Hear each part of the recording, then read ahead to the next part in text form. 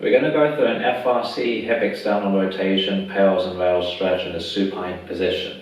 Now, optional is to have a box, and I will explain as I go through how this can come in quite handy.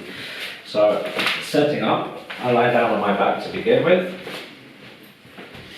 I cross one leg over the other, and then to get into my stretch, I then bring this leg in towards me. So I'm looking to get a stretch on my right hip, sort of glute, outer glute, deep hip capsule region as well. So by bringing this leg in, I'm bringing the other hip into flexion and external rotation, and I should load into the stretch.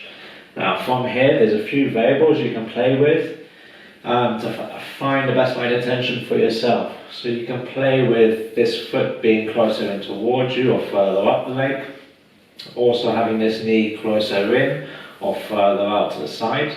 I can also play with anteriorly pelvic tilting and extending through the lower back more, or posteriorly pelvic tilting, flattening the lower back to the floor.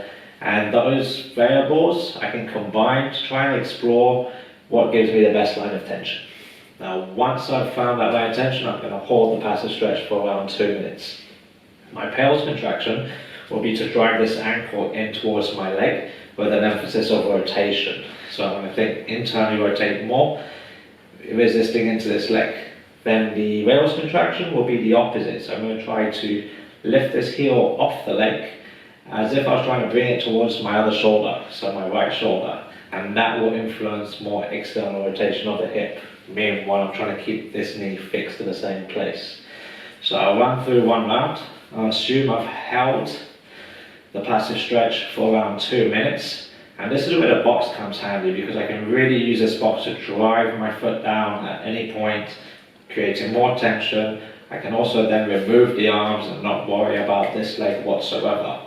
I'll take a breath in, pack that air down, build tension into my upper body, lower body, and then with 20% effort I begin my PAILS contraction. So I'm driving this ankle in towards this leg, and I'll build up to my prescribed effort. I'll hold for 15 to 20 seconds, after which I go into my rails contraction, which will be to try and get this heel to lift off and bring it towards my right shoulder. I'm giving it my best. Hold for 15 to 20 seconds, after which I slowly relax that contraction.